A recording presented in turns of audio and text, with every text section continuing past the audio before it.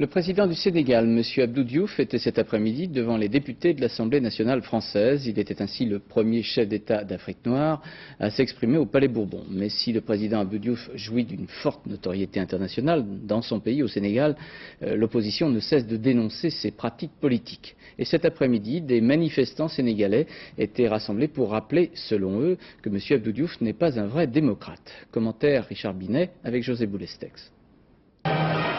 Une arrivée presque trop discrète au Palais Bourbon. Celle d'Abdou Diouf, le président du Sénégal, le premier chef d'État d'Afrique noire reçu par l'Assemblée nationale.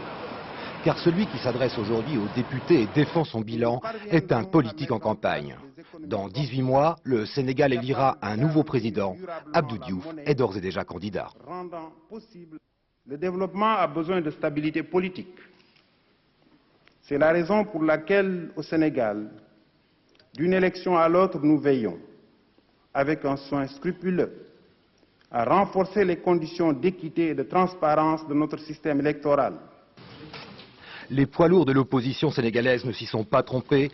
Eux aussi ont fait le voyage à Paris pour, disent-ils, dénoncer la dérive autoritaire du pouvoir. Ce que je veux dire aux Français, c'est que, quand on dit que M. Diouf est un démocrate, ce n'est pas vrai. Ce n'est pas vrai.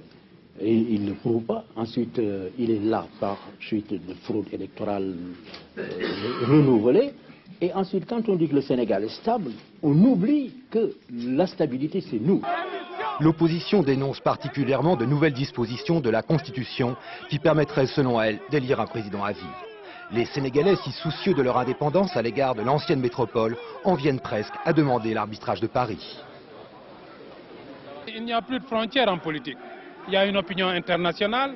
Les relations entre le Sénégal et la France sont ce qu'elles sont. Le Sénégal est menacé par de graves dangers, à notre avis, à la veille des élections de l'an 2000. Et il était important que la France, qui a quand même, encore une fois, un statut particulier au Sénégal, soit bien consciente de ce qui se passe. Reste que le Sénégal est encore le pays le plus démocratique d'Afrique noire. Le multipartisme y a été instauré dès 1981, la presse y est libre et il serait dommage, après 4 mandats successifs, que le président Diouf n'écorde cette belle image en s'accrochant au pouvoir. Au Kosovo.